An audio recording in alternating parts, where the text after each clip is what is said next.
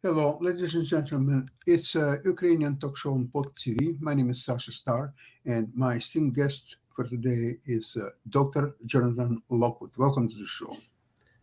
Thank you, Sasha. Glad to be here as always. Great to have you as always. So, finally, U.S. gave permission to Ukrainians to use American weapons over the Russian territory. They've had to do. It's been part of this checks and balances process that I've been telling you about. Yeah, but still limited use. It has to be only around Kharkiv and to hit Russian targets that are threatened to further damage to the Kharkiv city. Okay, it's better than nothing, that's for sure. Right. And it seems to me that each country, I'm talking about NATO countries, they have their own vision of when and how these weapons could be used over Russian territory. And the French position is different from British, and the American is different from Germany. And now Germany is about to make a decision about towers for Ukraine. And they haven't done so, but now since almost everybody is supplying missiles, including US and UK and France, and so Germany have no point really to stay away from it. The Ukrainians are keeping very busy trying to incorporate all these separate sources of aid. It's not that well organized. It's not that coherent. They never anticipated having to do this. So naturally, by definition, it's going to be somewhat chaotic. But the Ukrainians have been, to their credit, successfully incorporating the various kinds of aid that they have been getting into a coherent and solid defense. And by all observations, they have successfully stymied the latest Russian offensives against Ukraine. And they are continuing to set the stage with their strikes on the Kerch Bridge and other areas over the Crimea. They're continuing to set that stage for that decisive counterstroke I've been telling you about, which will ultimately sever the logistical and reinforcements links from Russia to Crimea and enable the Ukraine to take Crimea back, and thus nullifying. Yeah, go ahead. Yeah, I just wanted to mention that in the last few weeks, there were some overtures from Putin about some kind of to stop the fire and maybe some peaceful resolution, some other things and so on. And what's interesting is that there is no reply either from Ukraine or from NATO or the United States. It's just simply being ignored. Furthermore, on 23rd of May, there was a very successful attack against the radio location station in the what's the place? I forgot the name of it. It doesn't matter. It's in Krasnodar area, Armavir. That's the name of the place. And the 3 days later, it was on May 26th in Orsk. Orsk, that's something else, because Krasnodar geographically is not that far located from Donbass region, from Ukraine. Orsk, I went to Google, and I went, what's the distance from Kiev to Orsk? Jonathan, it's 2,000 kilometers. Ooh, that's impressive. It's 2,000 kilometers, so there must be super drones. They can fly as far as 2,000 kilometers, probably more. That's impressive and also very encouraging when you think about it, because if they have that level of drone technology and range now, this makes their effective strikes against Russia that much more effective. And the cumulative effect of all of those strikes as we move forward is going to be an increasingly effective against our attempted Russian advances and reinforcement, and it's going to set that stage for a decisive counteroffensive. So Exactly. all of these things are good. So if they can And- reach 1,000 kilometers target, so what is the Crimea? It's right there. It's almost begs to be to be taken Right. off. Right. So they're cutting off the deep support, the deep logistical support in areas, and thus that is going to have a cumulative effect on the ability of the Russians to reinforce or supply the Crimea. And that cumulative effect is going to become increasingly evident in the coming weeks and months. So what's interesting about that, to play to your earlier point, is that the fact that NATO and the U.S. are not responding to Putin's overtures as, oh, I might be open to a ceasefire. What the lack of response tells me is that the U.S. and NATO are saying, oh, no, we've got you. We've got you. Absolutely. Yeah, absolutely. That's a very interesting development because can you imagine if Putin would offer that, say, a year ago? So everybody would start to push Zelensky. Okay, now he wants peace. Okay, let's do peace with Putin. Okay, he wants peace. So today he's being ignored. This is horrible. Because now the strategic balance has turned. It has become obvious to NATO and the U.S. That the Russians cannot achieve through military means their proposed desired conquest of Ukraine. They cannot force a battlefield victory under their own power. And so with the arrival of increasing levels of aid from various partners and the consolidation of Ukrainians' defense, NATO is quietly becoming more and more confident that not only they can stop any further Russian offenses, but it will enable Ukraine to defeat entirely a Russian offensive. They're not proclaiming out loud, victory for Ukraine is inevitable. Obviously the Ukrainians are say, yes, we will. But the other NATO allies are realizing that the Ukrainians have been exceeding expectations all along. All the way. And what's interesting is that if you analyze Russia's attacks against the Kharkiv region and how they move 2 kilometers a day, 500 meters a day, losing about 1,500 people every single day, it appears to me that Russia is fighting a classical 20th century war, whether it's First or Second World War, and Ukrainian with drones now flying 2,000 kilometers, Ukraine is fighting 21st century war. Yes, they are. Absolutely, and there's evidence. And the more and more the weapons are coming to Ukraine from the West, from the United States in particular, the more we will see a 21st century war. Yeah, I agree, and that is a very encouraging sign, and it tells me that quite possibly the Ukrainians may achieve a significant operational victory by the end of the summer. My personal prediction, they will achieve a significant operational victory, most likely in Crimea. And that would render, shall we say, the potential results of the upcoming U.S. election in November largely irrelevant to the outcome of the Ukrainian war, which would be a significant surprise. And so this is all very interesting. And excuse me, I'm going to silence this phone. Oh yeah, okay. So anyway, I know who those people are, but anyway, that's okay. I'm not going to send a drone after them. Says, yeah, they heard that. Oh no, but yeah, says don't send a drone, please. So anyway, but no, all of this I find this very encouraging, despite the pessimistic projections of a lot of Western analysts. Oh, Ukraine could lose this war, and I say that's nonsense. Because the Russians are clearly exhausting their strategic potential, and it is becoming more. But it is because the various members of NATO have now effectively absorbed the lessons of the Second World War, and they realize the potential for its being repeated if they do not act swiftly and decisively in time to help Ukraine. And as messy as the process has seemed to be from the standpoint of an outside observer, it is working. And it is working, and it will continue to work even more effectively as we move forward. And the Ukrainians themselves, as I've contended before, the Ukrainians still very much control their own destiny.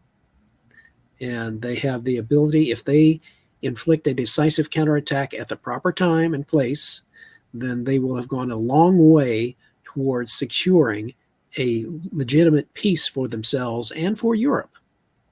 And then for as far as Russia's part, we just need to secure a lasting peace. We need to reinforce Ukraine with air defense, with economic aid and reconstruction, and various means to help shore them up and strengthening Ukraine will not only strengthen Europe's security as a whole, but arguably for the world, because it will prevent the outbreak of a subsequently much more destructive series of wars should Russia be allowed to succeed in Ukraine, God forbid. Mm-hmm. What's interesting, Jonathan, when I read all this doomsayers' analysis of what's in Ukraine, it seems to me that they read each other and nothing else. Right. It's very incestuous. They reinforce each other's opinions, and they exercise a very distinct lack of critical thinking. Now, exactly. I have this excuse when you say, "Okay, I wrote this because I read this," and that guy. They're relying on secondary. They're relying mostly on secondary sources, primarily each other. They read each other's opinions, and they use that as proof. It's like a graduate student, instead of, for example, instead of relying on primary sources, going directly to, for example, in my PhD dissertation, which was on the evolution of the Soviet view of U.S. strategic doctrine from 1954 to 1976. Where do I get my sources from? Soviet sources, Russian periodicals, Russian this, Russian that. I did not. The only time I used any outside sources like American sources is when I was documenting the U.S. position and what the Russians were viewing. I did not rely on U.S. analyses of Russian perceptions, which were inherently secondhand and often biased. They often projected their own analysis, their own perceptions onto Russian intentions, which is the mirror imaging fallacy, which is what I wanted most to avoid in my analysis of Russian perceptions, looking at how they perceived us. And as a result of that, by doing this for the past several decades, I have gained some unique insights, which I have been able to express on this program, as to how most effectively we can deter and defeat Russia's strategy. But don't you agree, Jonathan, that today it's much more difficult to follow the Russian press for any meaningful information because it's so skewed, and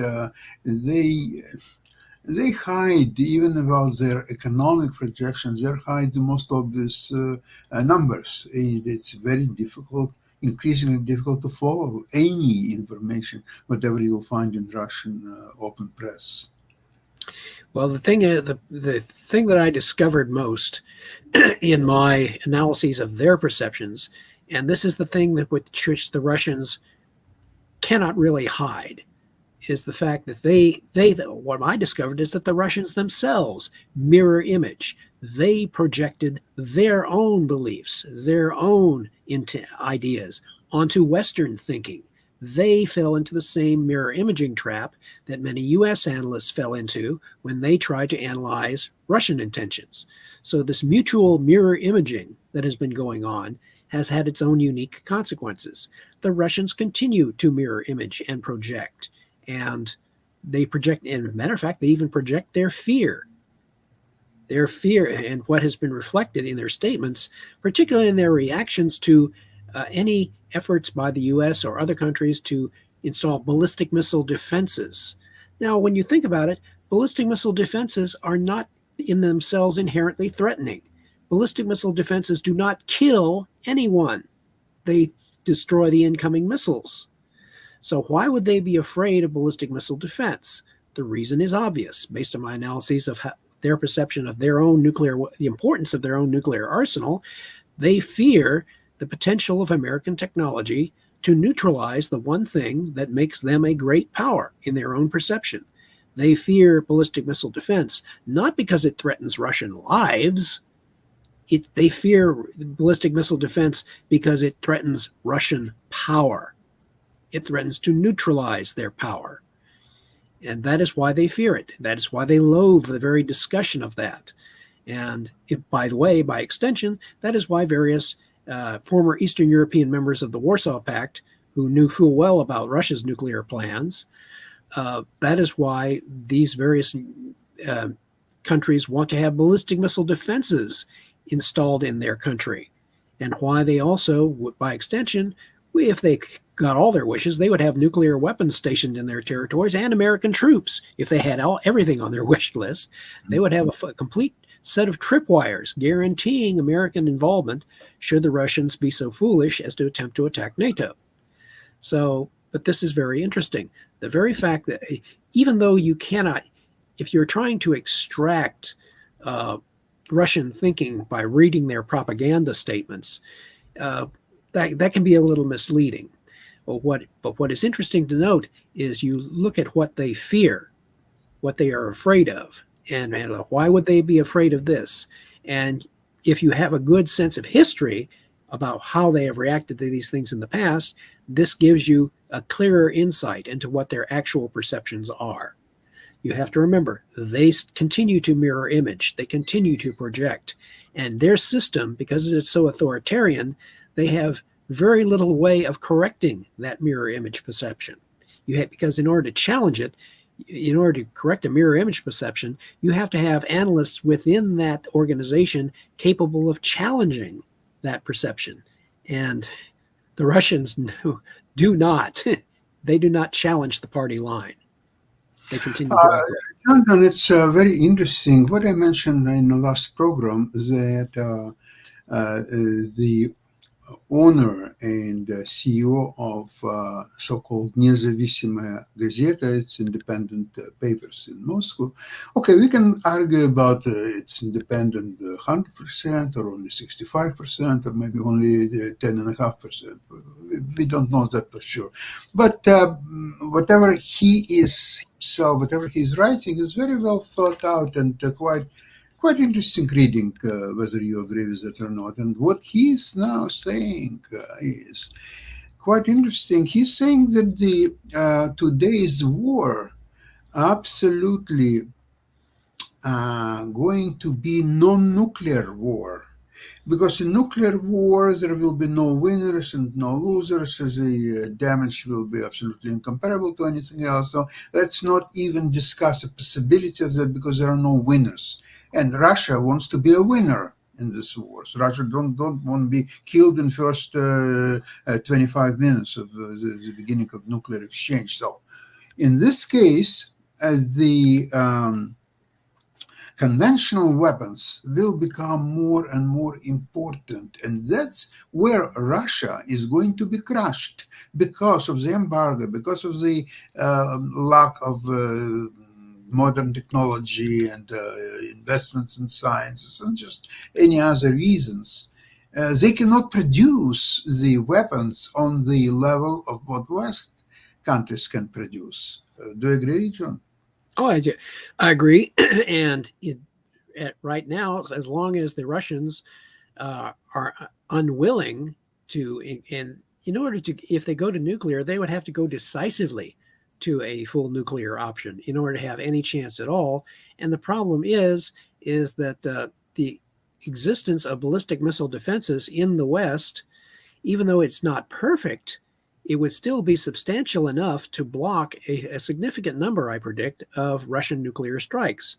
And the problem with that is once you have introduced ballistic missile defense into the equation, it introduces an increasing level of uncertainty in the mind of the attacker as to whether or not they can succeed. So there has to be now in the minds of Russian planners an increased degree of uncertainty as to whether or not their nuclear attack would succeed or have any significant or decisive result.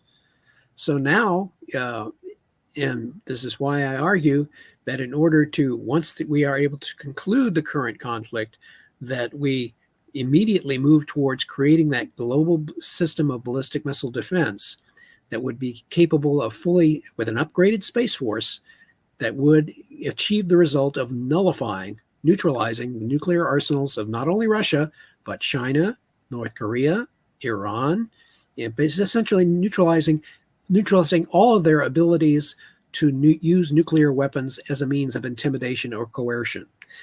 Russia has been trying to use its nuclear arsenal as a means of intimidation, relying on Western fear of escalation in an effort to try and pursue their offensive against Ukraine. But that, in order for that to be successful, they would have to have conventional superiority on the battlefield in order for that to be profitable. And because the Ukraine has been able to absorb successfully various kinds of Western aid and halt the Russian offensive, now the Russians are in a strategic dilemma. They cannot really afford to escalate. They cannot afford to, and they are unwilling to cut their losses and withdraw. So they are in a classic no-win situation.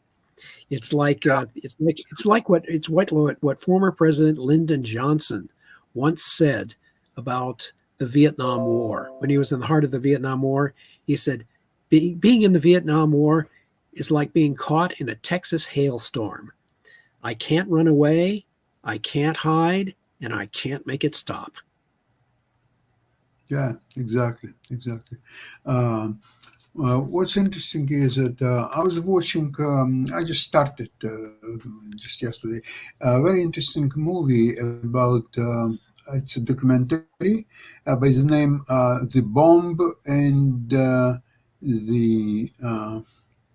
I think, I forgot the bomb and all this, the doctrine of first strike and so on. It's quite interesting. Documentary just shows how it all started in Germany, in Berlin, 1949, the blockade and so on. So U.S. had actually a reason while Soviet Union hasn't had its bomb yet, they had all reasons to start attack against the Soviet Union because the blockade of West Berlin was definitely act of war. It was casus belli, is that the right description of that? So that could actually lead even so early as 1949 to existential war. Well, existential for Russia because it didn't still have the bomb yet. They got first a bomb later on in 1949. And from that point started all Cold War. And so I think it's a bomb and the Cold War. I think that's the name of the documentary. Very, very interesting. I just started to watch so maybe first 2 or 3 series. So I could recommend it. Interesting things is that was pointed out in the series War and Peace in the Nuclear Age. In part 1 of that series, it was pointed out that immediately after the Second World War, we were kind of shadowboxing with the rest of the world. The rest of the world thought, well, we had this large number of nuclear weapons. And in fact, the nuclear cupboard was practically bare. We did not really resume producing nuclear weapons in any quantity until the beginning of the Korean War. So for a while there, people thought we had all these nuclear weapons and we didn't. We were doing this little, people thought we might. The mere threat was effective enough. And so, but we started producing them during the Eisenhower administration and getting an increasing number because that was at the heart of the Eisenhower administration's strategy of massive retaliation. In order to make the threat of massive retaliation effective, you had to have a significant number of nuclear weapons that you could deliver by bomber, which was our principal means for doing so. And so that it's all very interesting. But right now, I would say that the lack of the Russians are doubling down on their threat of use of nuclear weapons.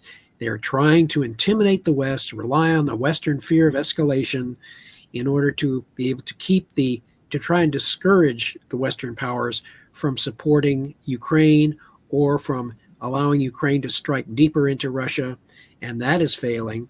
So the Russians are in a strategic dilemma. They are caught in that Texas hailstorm. John, but I think it's a Russian mistake when they were mentioning, even 2 years ago after the war started, and they were mentioning the nuclear option, that we are going to use tactical nuclear weapons and some others. And when they repeat it like at least once, twice a week, the same thing, Oh yeah, nothing happens. So the West right.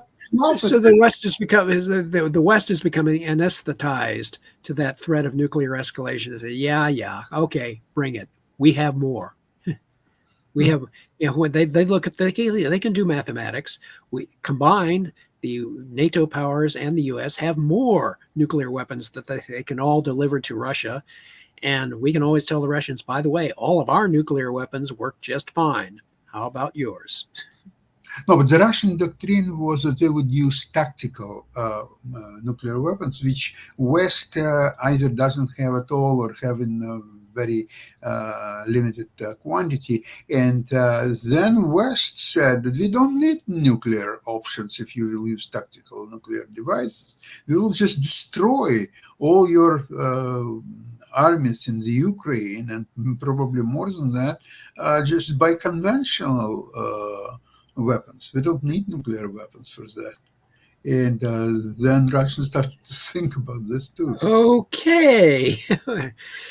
Yeah, and they start seeing the effectiveness of all these these conventional weapons, which, if given their accuracy, they essentially have the same net effect as a larger tactical nuclear weapon. If you can, it was mainly the philosophy behind the U.S. Development of its nuclear weapons arsenal. The U.S. relied upon greater accuracy in its intercontinental ballistic missile force, being able to hit a Russian missile silo with greater accuracy than the Russians could with theirs. And the Russians, of course, they basically compensated with, at least so we could figure out, they compensated with larger yields, a bigger blast power. Right. And that was essentially it. And of course, we have also noted that the Russians devote a much fewer resources, as far as we can tell, to nuclear logistics and maintenance. And we know that nuclear weapons require a fairly high level of maintenance in order for them to be reliable when you need them. And so it is an open question as to whether or not, if Russia really decided to employ a nuclear strike, okay, how many of them would actually work? And it would be rather embarrassing for them to find out, oops, a significant number of our missiles don't work. Oh, this is embarrassing. Forget about those nuclear strikes we attempted to make. So sure. Corruption in Russian army is enormous. So I think that money for maintenance of this systems, the nuclear systems. It could well prove that Putin is very much running a strategic bluff, much in the same manner that Khrushchev was running a strategic bluff after the initial development of the Soviet ICBM in 1957, and they successfully launched an ICBM.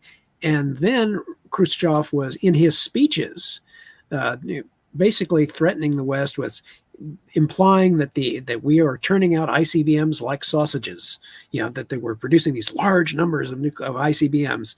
And fortunately, thanks to our U-2 spy plane overflights, we were eventually able to discover that not only were they not producing ICBMs like sausages, but by the time of around 1960, we discovered, that the Russians had six